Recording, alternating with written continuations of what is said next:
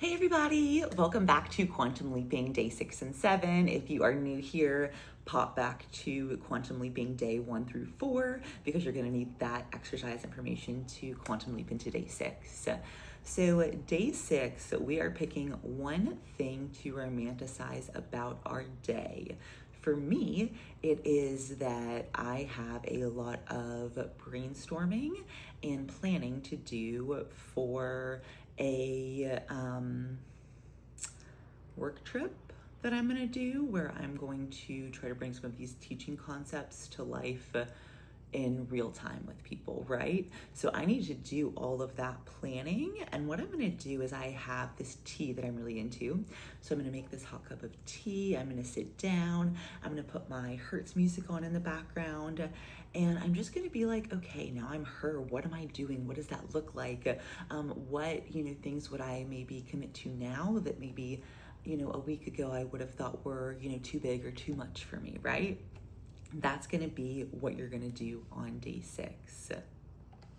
On day 7, we are going to move into, welcome back to Quantum Leaping Day 7. So day 7 is going to be a little bit different. We're actually going to work on some EFT tapping and some affirmations. So one thing that I always notice is whenever I'm trying to quantum leap into a new identity or a new version of self, there is absolutely this feeling of uncomfortability that comes up in the body because you are going against everything your nervous system feels comfortable with. Your nervous system only wants you to feel safe, right? And to feel safe, it wants you to stay where you are. So even though we know we're quantum leaping into a better timeline, our nervous system at some point in this process is not going to feel safe doing that. So when that happens, save this video. Here's what you're going to do. So what I personally like to do is I'll do a little rock back and forth to kind of start. And then normally I will do a little tap. And you can do this tap anywhere. I like to do it on my arms. Personally, sometimes I'll do it on my chest. And this is really just going to get us in that biological state of safety. This is called EFT tapping, and this is a way that you are able to regulate the nervous system and also kind of override that negative belief system that may be coming up sometimes, right? So here's what we're going to do. We're going to get our rock, we're going to get our tap on. Maybe you want to close your eyes. And we're just going to talk to our fear.